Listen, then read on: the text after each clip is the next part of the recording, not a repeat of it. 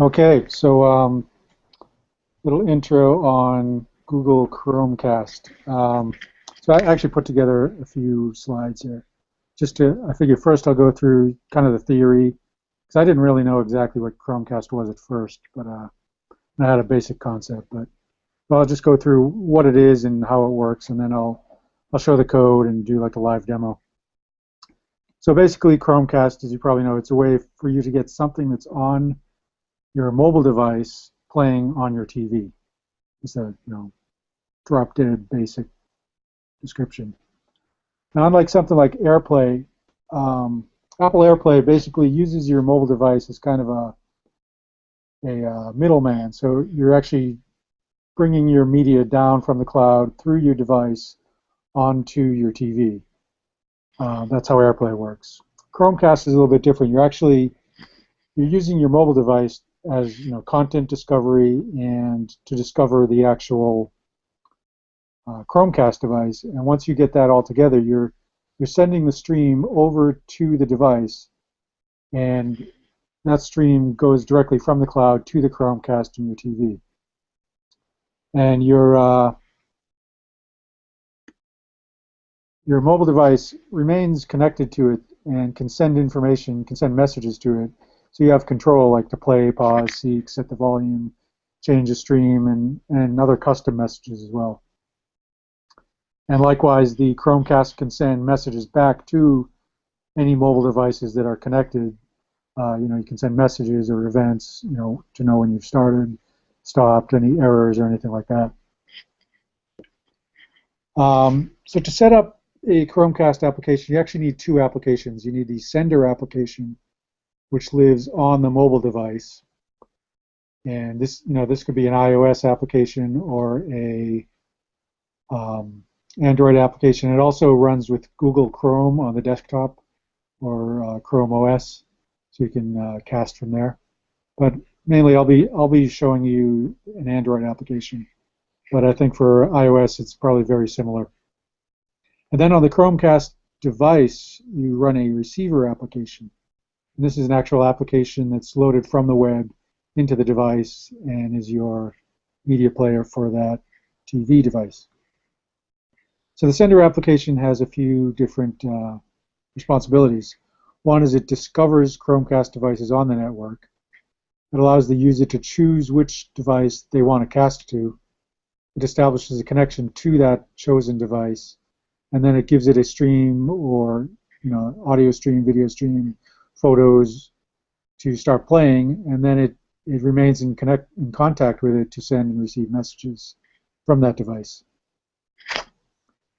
The receiver application obviously listens for messages from the sender app, plays any media streams to it, and sends messages back. So the receiver apps, there are three different types of receiver apps. And these are basically just HTML5 applications. It's straight up HTML document with CSS for styling and JavaScript for logic. And that application would contain a standard HTML5 video element, or if you're playing audio, it would contain an audio element, or if you're sending it images, those would be straight HTML5 images. And like I said, there's three different types of receiver apps. One is the default receiver. So this you don't need to do anything for. You just say, I want to play this stream with a default receiver, and I'll show you what that looks like. And you basically just send it your audio, video, images. You can control it, play, pause, seek, change the volume, and it will send you back whatever messages it needs to send you back. The second type of receiver app is a styled receiver. This is basically the same as a default receiver, but it allows you to supply a CSS document, and you can style the background, a logo, a progress bar, a splash image, and watermark. And this is what some of those elements look like. So you have the background, every logo. If you're playing video, this is your progress bar and watermark. And if you're playing audio, this is your splash screen. And then if you're playing audio, that's your progress bar and watermark. So you can style all those just by supplying a CSS document. And then the third type of receiver is the most complex, is the custom receiver. And this is basically you do everything from scratch. You create an HTML document, you give it styles, you create JavaScript that does the logic. There's a Chromecast API that you load. It's a JavaScript API. You just add it as a script tag in there. And this gives you, certain objects that you can use and access to send all your messages, receive all your messages. You can create any elements, basically any styles that you want, and implement any JS logic that you want. So you can do your advertising in there, your mid-rolls, pre-rolls, analytics, whatever you want to do in there. It's all just straight up JavaScript and HTML page. There are some restrictions on what you can do. You can't have any interactive elements. There's no mouse cursor or touch screen on the TV. There's no way for user to directly interact with the page, with the elements on the page. So you can't have any buttons, inputs, nothing like that. Any control of the app is done via your mobile application, which is sending messages to the receiver application and receiving messages back. So you got to think when you're creating a UI, you don't want to have anything that requires touch because that'll be stripped right out anyway. And a couple of other interesting points is you have to host the app files on a secure site. So Google doesn't host your application. You host it somewhere and you give it the URL.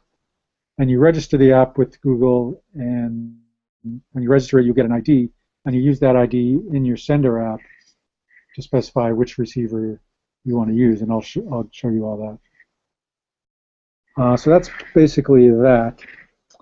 I'll show you this is the developer console. So this is the application I've set up. And so this is the ID that it gave me when I set it up. So you see that in the code if I want to use that. And what you get here is you give it a name. It's a custom receiver. This is the URL that I'm hosting the files on. Notice HTTPS. And then there's a bunch of other stuff that you would add when you're actually going to publish it. But basically, just the name and the URL is all you really need to start testing. And for testing purposes, you need to register a Chromecast device just by giving the serial number. So I did that with my own personal device. That allows this to receive test applications. Okay, any questions so far? If not, I'll jump right into the code. Yeah, not anything yet. Okay. Not for me either. Cool. So this is the application I created. This is just, I'm creating another application as a proof of concept. I just made this other one seriously scaled down just to show the bare bones of what you need to set up a stream. So you need to add a couple libraries. You need your Play Services library, and you need your Media Router library. So those you just add these two lines in there, and that's all you really need to do for your build. In your manifest, you need to set up a GMS version, which is your Google Media Services, I think. And that's just an integer in resources there. Let's see. In the here, I just added a button to the screen. It's enabled for disabled for now. It says play. And so basically, what you want in a Chromecast application, you need a button or some kind of UI to launch the Chromecast and start casting. And so there's one that you can use automatically. It's you put it in the menu, so you have your main menu XML file. And so I just add an item to my menu, and I give it an action provider class of this Meteor Route Action Provider. It's a class, and you'll see how we use that. And now we just jump right into our main activity. So basically down here in the on-create options menu, this is when, after the app launches, it creates the menu. And this is where we get this button. So we find the item, which is the new media route menu item, and we get the use this method on it, get action provider, and that will give us that class that we set up in the XML, and that gives us our media route action provider, which is just a Chromecast class. And once we have that, we set the route selector to this media route selector, and I'll show you that in a second. That just sets up that button, so when you click it, it kicks off the Chromecast stuff. So back up at the top, we set up a bunch of Chromecast objects. So this is typical Java. There's tons of objects and interfaces, and nothing's very simple. You have all kinds of builders and objects to create and do everything. So you have a media router. This is what routes the media, obviously. So this is what's saying, okay, I want to send this media to this location. And you have a media route selector, and this is what lets you select the routes. You know, say you have multiple Chromecasts or a Google TV or something like that. This is what lets you select which route you're going to send it to. You have your media router callback. This is what lets you know when you're connected or when you're disconnected from a particular route. Your cast device, which is it's a software object that represents the Chromecast physical device. You have another listener, cast listener, which receives other kinds of information and data from that device. This is your Google API client, which kind of sets up all the calls back and forth. And this is your remote media player, which is, it's like a media player, but when you say play and pause and seek on this media player, you're actually controlling the media player on the Chromecast device. So it's kind of a proxy for your actual media player. Then we have our receiver ID. So remember I said when we create a receiver app, we get that ID. So this is the ID of the app that I created. You saw that in the dev console. If you want to use the default media receiver, you can just use this constant here, default media receiver application ID. And of course, you need a media URL, which I just grabbed a movie trailer. And of course, I just have some basic in-app logic for my button and whether it's playing or has loaded media. So then when I create, basically I set my view, I set up the button so that when I click, I basically toggle back and forth between playing or pause. And that's done with this toggle play, which we'll look at later. And then I create my media router. So the media router itself is a singleton, so I get the instance of that media router. And then again, that's what allows me to send stuff to different places. The media route selector is the UI that's going to let me choose which Chromecast I want to broadcast to. And I create that with this builder, and I tell it what kind of devices I'm looking for, the control category. So I'm looking for devices that can do remote playback. And then I build that selector. Then I create a callback. This lets me know when I've selected a particular route or when I've unselected a route. And so basically, when the user selected a route, this method here is going to be called. And that's going to get my cast device, the device that I've chosen. And I have this method called connect client. So now that I've chosen a device, I need to connect to that device. So I create a connection callbacks object. This lets me know when I'm connected and when my connection is suspended. So when I connect, I'm going to call launch receiver app. So now I'm connected to my device. I want to tell my device which receiver application to load on that device. Essentially, I'm telling which web page to load to play my media remotely. And I have my, if I fail, I'll want to handle that better. Then I also have to create a cast listener, which listens for status changes on the device. And then I need some cast options, of course. It ties everything together. Then I create my Google API client, which ties everything together. It ties the API, my options builder, my callbacks, my failed listeners, and builds that, and then I have my Google API client, and I can call connect, and that will connect me to my device. And so when that is connected to the device, then this unconnected callback is called and calls launch receiver app. Launch receiver app basically says that I want to use this Google API client to launch the receiver with this specific ID. Right now I'm using a default receiver, so I'm saying on this device that I've just connected to, launch the default receiver. When I get a call back from that, I check it's a success. So it has launched my application. I can get some various information from that metadata. Not doing anything with that now. But now I want to create my remote player. So create my new remote media player. You can listen for some status updates on it, some metadata updates, and then I set the message receive callbacks. This is letting me know when messages, how I get messages back from the receiver application. And then I request the status of that player, and I get the result. And if that result is success, then I am connected to my remote receiver application, which is now running in the Chromecast and displaying on the TV. And now, because I can send media to this, I'm going to enable my play pause button.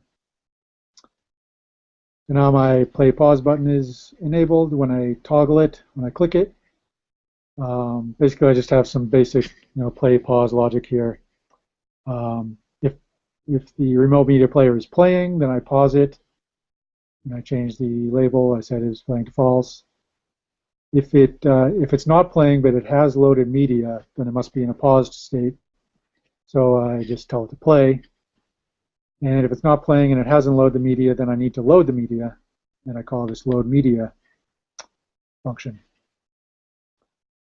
So this is where I set up the stream, and this is done with, again, more great Java objects. I create a media metadata object, which tells you what type of media I'm sending it. Could be audio, video, images. I give it some metadata. Right now I'm just setting the title, which is the Minions movie. Then I want to create a media info object, so I create a media info builder. Set the content type, the stream type, give it the metadata that I just created up here. And now I have my media info, and I can load that media info into my remote player. And if that is successful, then it's going to start playing. And I listen for some exceptions, and that's basically it. So again, we discover the devices. When those are discovered, we let the user choose a device. When the user has chosen a device, we connect to that device. When we successfully connect to the device, then we load the receiver application on that device. When we load that receiver application, when that's successful, then we can set up our player. When the player is set up, then we can send it some media and start controlling it. I can just run this app. Now, any questions before I actually run this? No, not yet. I mean, I think I'll have more questions once you show the website, because I have questions on how it receives stuff and Yeah. everything like that. Oh yeah, this is the remote application I'm working on, and let's see. I know I need to bump this up. So this is I took one of the HTML5 players that Kenny sent me, kind of a reference player. There's a whole lot of stuff in here. Like here's some UI stuff that we don't actually need because we don't have UI control directly.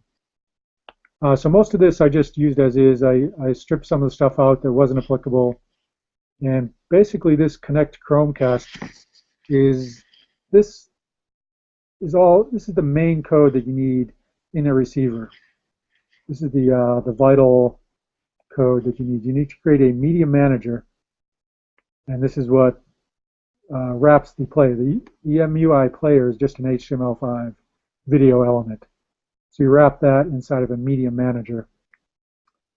And to handle events on the media manager object, they do a weird thing. It just has an onload method, and it has a bunch of other methods as well. But there's no way to say like add a load listener. You just have to overwrite the onload method.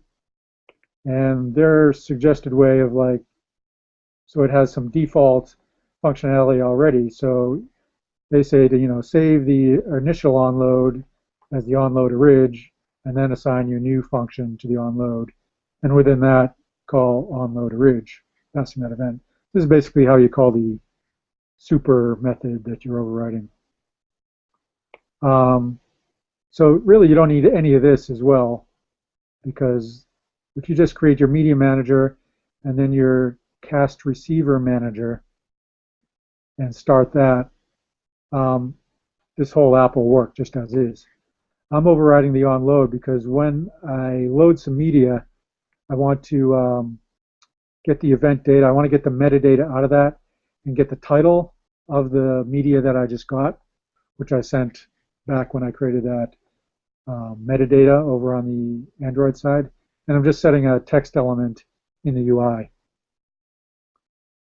So basically, like I said, this line here, creating your media manager and creating your cast receiver manager and starting that is all you really need, as well as obviously a media element to play the stuff in. But you can build on this, and you see here I started to work with ads, and I'll be working with analytics as well and everything else. But let me just go ahead and get this started here.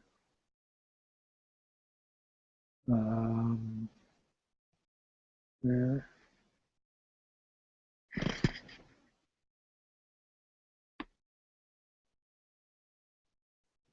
Okay. Reception.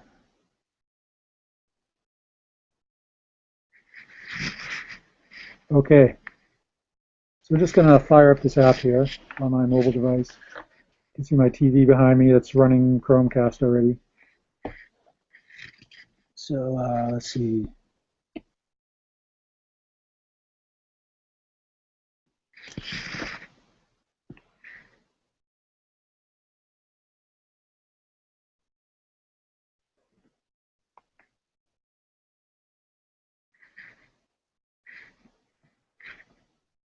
Takes a second. Gradle executing tasks.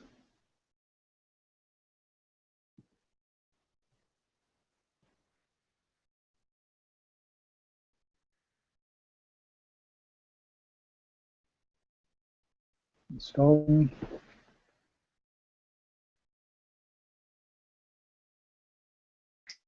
So we are.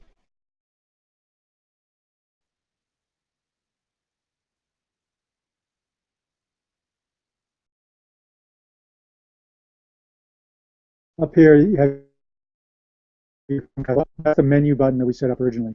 If I click that, so now I have my, this is my media route selector UI. So if I had multiple Chromecasts, they would be in a list here. Since I only have one, it's just showing me that. So I click that one, and that's it's connecting, it's launching the app. Now you see the TV screen went dark, and you have the logo there. So it's loaded the receiver application on the Chromecast now, and that all went through and was successful. So my play button is now enabled. And also, when you click up here, this gives you a volume control as well. And you can see as I control that volume, it also controls right on the TV there. But we can press play here. You see that cycled into pause. And now we have our metadata that was picked up. And we're playing the movie. And this is the default receiver, I believe, yeah. So if I press pause here, See, this is your default, your progress bar. It shows your title and so forth. So that is that, and I just disable my button again accidentally. So any questions on that so far? No, it's Yeah, very cool though. I have a couple questions. So the media object from Chromecast that's in JavaScript that wraps the video element. Yeah. Does that video element still get the standard video events that would come out of the HTML5 video player? Yes, it does. In fact, I'm getting an echo here, but their recommended way is actually to listen for the events on the native media element, the video element. You can also listen for events on that JavaScript object they give you, but they actually recommend to listen to it on the native element, which is what I'm doing. So that reference app actually has a whole bunch of listeners in there, and you know, I'm just using those. I'm not disconnecting those or anything. So basically, you know, you can use the API just to send messages back and forth, and your app otherwise behaves just like a normal HTML5 media application.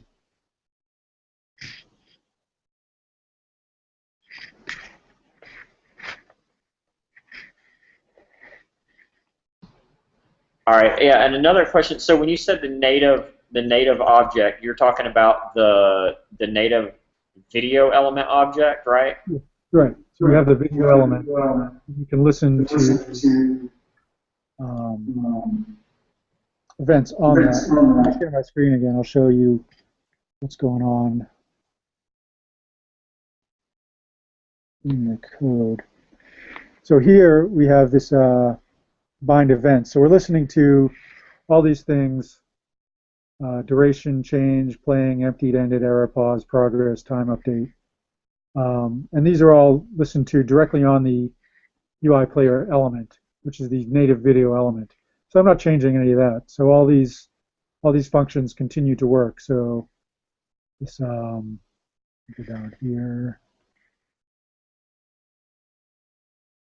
So on video ended, on video duration changed, on video fail, load progress change, all this stuff paused, started. All this stuff is being listened for directly on the native HTML5 video element. I'm not changing any of that, and all that's working just fine. And again, that's how they recommend that you do it. Okay, yeah, cool. Because that kind of solves the analytics. That makes the analytics like trivial at that part. Yeah, exactly. So the other question I would have is around the ad stuff. So obviously, like, you know, since the video is kind of signaled from the sender app. Yep. In the case of something like Freewheel or any other kind of you know, ad framework, since we'd be including the ad framework on the page and it kind of takes over the video HTML element itself and calls the load and everything, it's not really part of the you know, that other kind of cast media object. Would that still work? Yeah. So it would still work. Like it can actually play a video. You know, it can load a progressive video as well. Like it doesn't have to be signaled from the actual sender app. No, not at all. Actually, you see what I'm doing here. What I started to do here. So this is on load. Originally it loads. It was on load. And normally this just starts playing in the video. So I was overriding this and I was having this code. So if the ad config was enabled, then I'm requesting the ad. And this all works. So I was requesting an ad. I was getting back an ad request successfully. And because I wasn't doing this on a ridge load, if it was requesting ads, so the video was not playing. So it wasn't doing the usual stuff. So it was waiting, and then I wasn't able to get ads because they weren't configured to have pre-rolls. But if they were, I would have gotten an ad. It would have played just, I assume, by the code that's already written here. And that was done. I would have gotten the on ad complete or whatever it would be. And at that point, I could call this method or do whatever I want, say to load the media that was loaded via Chromecast. And do you have any idea what would happen with, like, say, a mid-roll or the case of a post-roll? Because, obviously, like in the case of a mid-roll, typically what we'd have to do is kind of shut down the stream and then re-request it and request it at a point in time. Yeah. And then a post-roll is a little bit easy because the stream's already kind of done. You can shut it down and just play the post-rolls. Right. I mean, I don't say easy, but easier, obviously. So I'm just curious, like, since you've played with it, like, is a mid-roll possible? Is a post-roll possible? I don't see why it wouldn't be. You'd have to somehow, I'm not sure exactly how you use the media manager and the cast receiver. I mean, I guess only it'd be the media manager here, but I'm sure you could get the stream out of it and, stop it and restart at a different point. Yeah, so do you think you can control the stream and stuff from the actual the web side of things? So like in this code, you think you can gain control over it for a second? Yeah, I'm pretty sure I can do that more. I'm just getting it, looking at ads and analytics, but I can look at that kind of control. But I'm sure this cast receiver media manager has stuff like that. Okay, yeah, those were my questions for right now, so you can go ahead.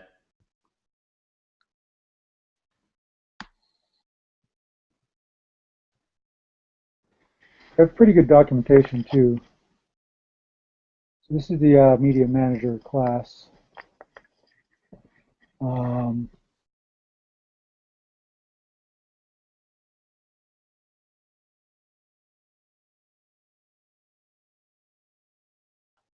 Yeah, I'm not sure. I guess you'd probably have to do the starting and stopping through the HTML element itself.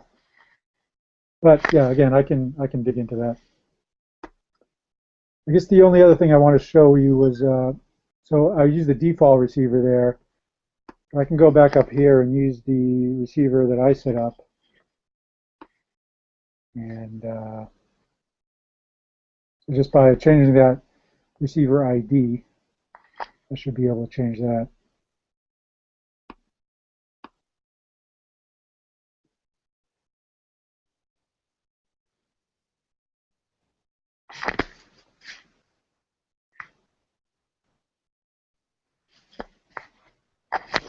Okay, so I got that loading to my Chromecast button. Choose my cast device. It connects. Play button is enabled. I'll play. So see, this is just the HTML I set up myself, so it has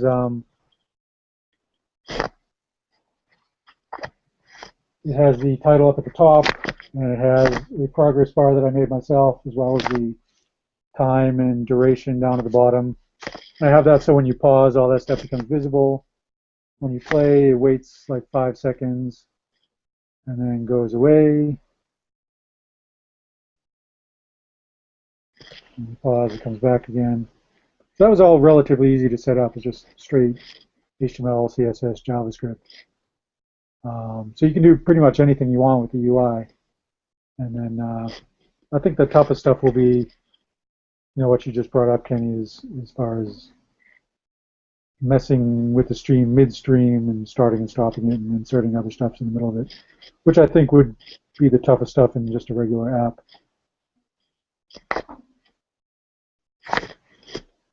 Yeah, and we already have that logic to some extent. It would just be a matter of like figuring out how to manipulate that object to do it. Right. A couple other questions. When you make a request for the stream, you're just passing it a URL. So, for example, if I wanted to, and I have a DRM-based stream that I have to actually, put a token request on, I can just add that as like a query param or something like that. Is that correct? Yeah. I haven't done that yet, but there's documentation for that. You can send any kind of messages and data back and forth as well. So I don't know if you put it on the request itself, because there's all kinds of stuff in that metadata that you can add. Basically, I just added the title, but there's all kinds of other stuff that you can add to that request. So I'm not sure if you do it within that request or you would send another message with the token, but I did see something about that. I didn't get too deeply into it, but definitely all. Yeah, so that brings up another question I had. So are you able to basically send any type of message back and forth? So for example, like you could execute arbitrary like functions in JavaScript. They don't necessarily have to be part of like this media player. What do you mean? So for example, like you have, simplest form, say I have, some text field that I have on the screen, and I want to write to that text field, and it's not really part of the media object or whatever, but I want to change something on it. I don't know what it is, Yeah, you can. The concept of and you so you have custom messages. Yeah, you just namespace the message and you send the message, and then you look for that namespace, you pull the data out of that message and do whatever you want with it.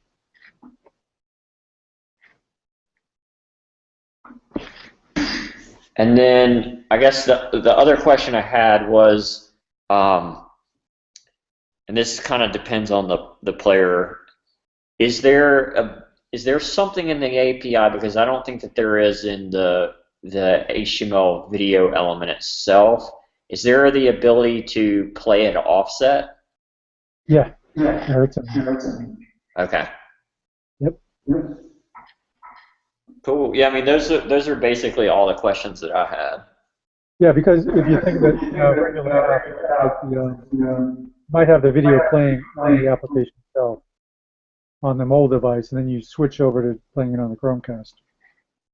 So you could either start it from scratch, but if you're watching a movie, you might want to start it halfway in. So that's all. There's a bunch of play methods that are overridden. So play with an offset or just play. Yeah, and so for the most part, like all the logic that we had in the JavaScript to control it, to play and to pause and all that stuff, like you rip all that stuff out, and it's just basically this media object that's being controlled by the app itself, right? And then you're just listening to events.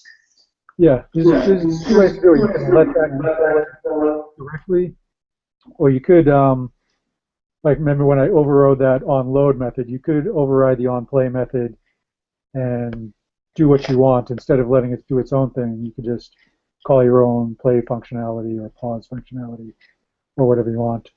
Or override it, call the base implementation and add stuff to it, whatever you want to do.